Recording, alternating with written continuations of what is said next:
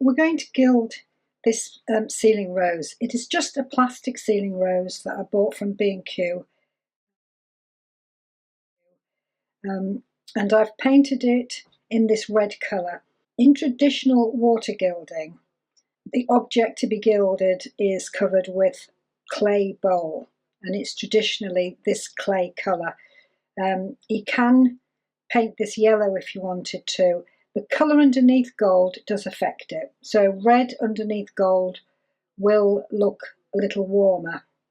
And also, if you're distressing it, you want to think about the colour that's going to show through when it's distressed. I've got this on a Lazy Susan. A Lazy Susan is always a useful thing to have when you're doing this type of work. When you're sizing something like this, I always size from the outside, so I've already done the whole rim. And then you need to just take your time and make sure that you're getting the size into all the little grooves, but that you're not letting it puddle.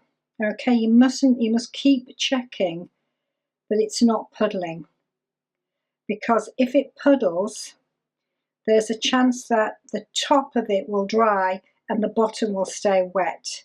And when you press the gold into it, the wet comes up through it, which does not help at all. So always make sure, keep looking at it as you do it, that you're getting it in all the grooves. You know, you've got to get in there, but that you're not letting it puddle. So on a piece like this, I would start with the outside, make sure that that's all done and you've gone right down to the bottom, and then start doing the design, working your way around the piece. Quite easy sometimes to forget where you've got up to. You can, if you want to, put a drop of universal colour into the size if you find that helpful. And then what I do is I do all that outside. I have it on a Lazy Susan. I use the middle to turn it, and then at the end I come in and I do this part of it. So I will carry on sizing this, and when it's dry in 15 minutes we'll come back and start gilding it. Okay, so let's get this gold leaf, it's not real gold leaf, onto the cutting pad. Okay, so various ways you can pick leaf up. You can roll the paper divider back and hold it like that, so you're not actually touching the leaf. Turn it over and lift it off. If your leaf ever folds up or anything, just blow on it slightly, just very gently blow on it and it should flatten it out. Okay, so when I'm doing something like this, I'm going to do it in small pieces. If you put a big piece on something that's moulded, it's just not going to get everywhere. It's just going to hit the bits, the higher parts that are tacky, and it's not going anywhere else. So we're going to cut these up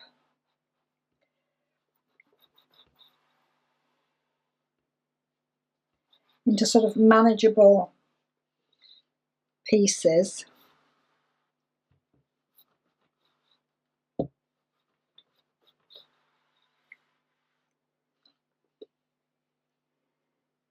And then we can use the knife to separate and just get it where we want it.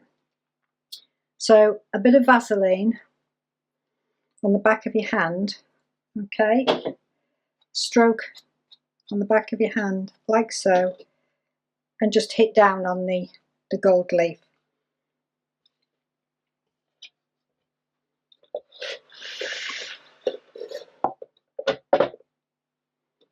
And then just lay it down.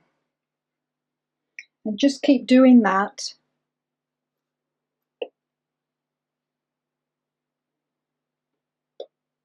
Working round. Just get it on. Don't be worrying about, pushing it in or anything like that. Just get it on.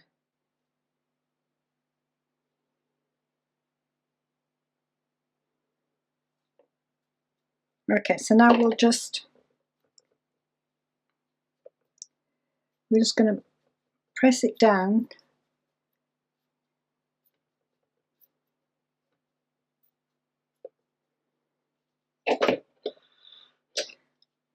Right, so I hope you can see that in that pressing, the gold leaf has broken, okay, and that's why you don't want to put a huge piece on, because you will waste a lot of the gold. We'll come back and sort that out. Same when you're doing these moulded pieces. It's hard to talk when you're doing this because it blows it all away. And then just press it in nice and gently. Don't kind of worry about it. The one thing you try to avoid is getting your brush onto the sides. You don't want to hit the sides if you can help it.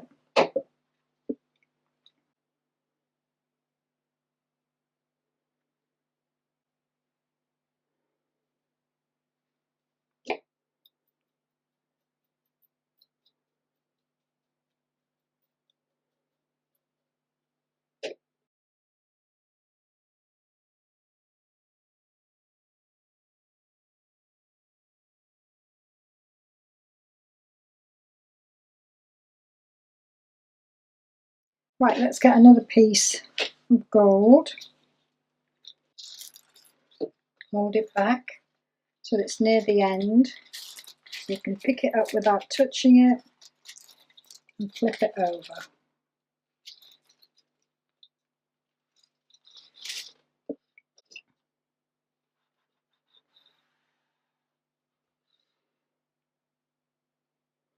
So I'm going to cut some really small pieces now, so we can just fill in some of these little spaces.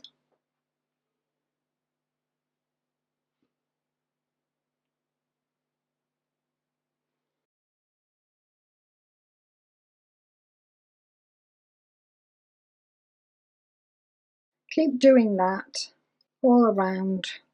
If some of it comes off loose, you can push it into the spaces where there is no gold. But it can get very crumbly doing that, so sometimes it's not a great idea, you know, to do it too much. It's great if it just pops in there, but and the thing is that you can always go back in if you have to and add more size. So you could just take the sheets and just plonk them on. There's nothing to stop you doing that. And when it's not real gold, you're not really wasting an awful lot. But if you do it this way, this gives you practice before you get onto real gold, because you can't do that with real gold. It's just too expensive. Every little bit counts when it's real gold. So it's a good idea to buy the equipment and learn to do it this way. So I'm just going to keep going around until I've filled it all in, and then we'll come back and I'll show you what's next. Okay, so it's all covered. There are a few little gaps, but we won't worry about those at the moment. So now we just want to get the gold in.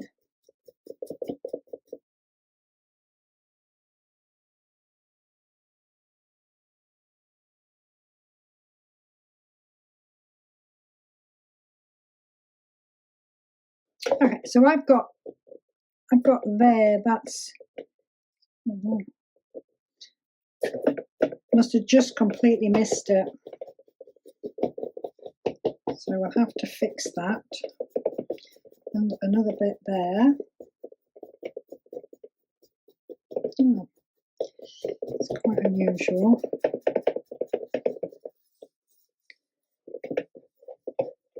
Okay, so I'm going to take this off just now.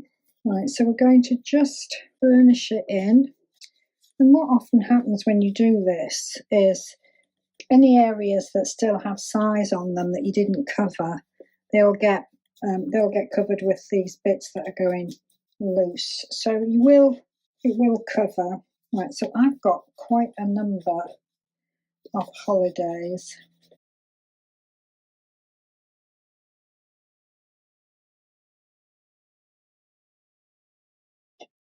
I'm going to take a little fine brush to get in here.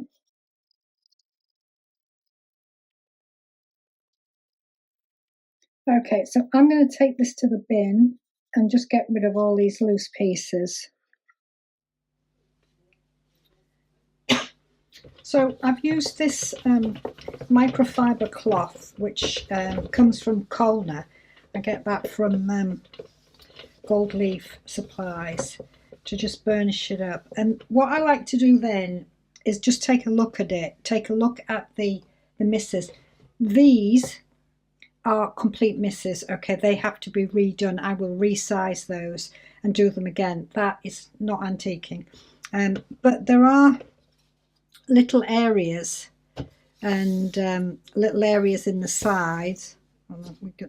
That's pretty well covered, but little areas where the red shows through, and I like that. I'm happy with that. I think it just gives it an age, and I'm going to antique it anyway, so we'll leave it like that. I will size these pieces up and re-gild them, and then we'll start the antiquing. Okay, so I've repaired the bits that didn't get gilt the first time. There are some areas where the red is showing through. If you want to, you can just keep gilding those until it all gets covered.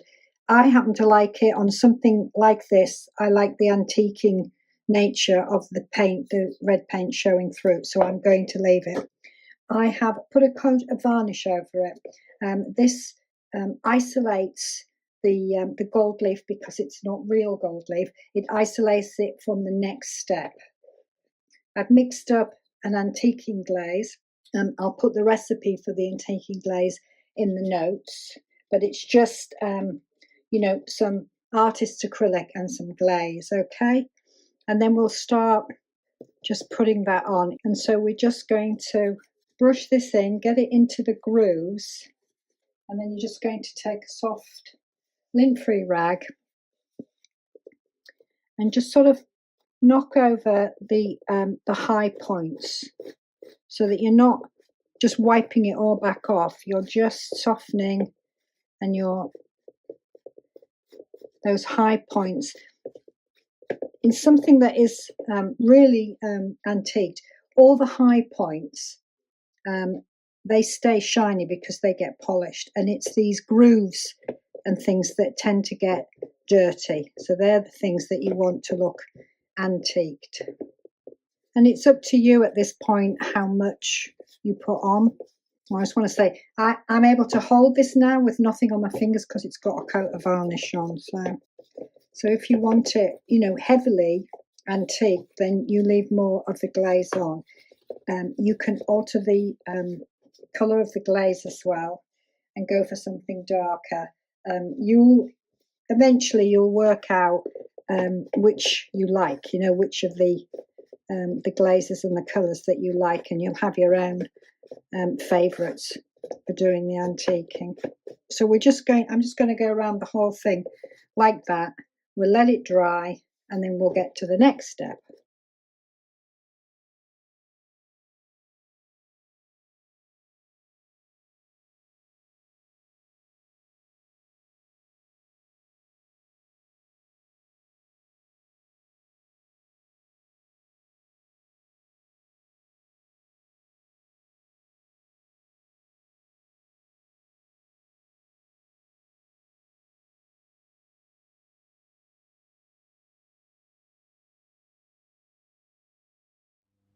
What I'm going to do now is absolutely optional. You can leave it at this point, put some varnish on it, and that's it. But this is another way of antiquing and getting that dirty look that antiquing often has. So we're going to wax it, and when the wax is not completely dry, we're going to use something called rotten stone, okay, which is a powder. So we're going to just wax the whole thing. When you use wax, Always keep a dedicated brush just for the wax, because you'll never ever get it really clean.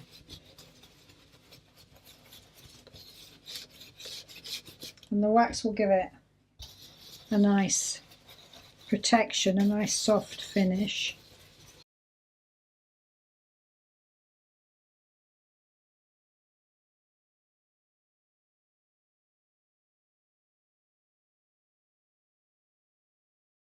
Now we're going to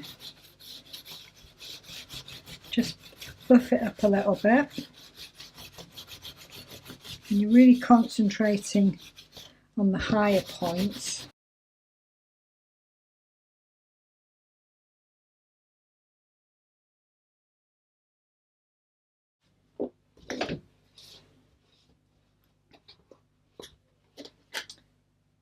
Now with rotten stone, I'll say the same thing I always say: wear a mask, because it's a powder, you can inhale it. Inhaling it once probably won't harm you, but over the years it can. So we're going to get the rotten stone and we're just going to pounce that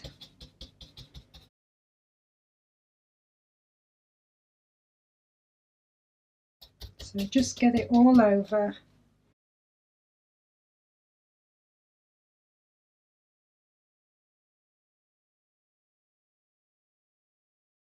Okay, and then we're just going to make sure we get it pounced down into all the grooves.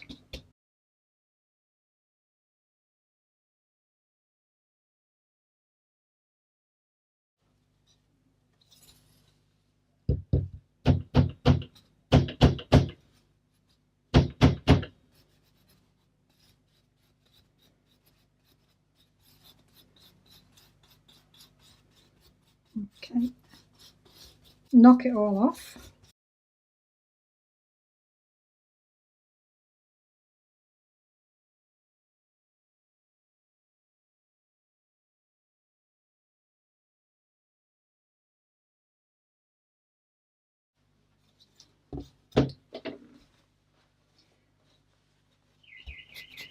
And then just polish up your high spots again.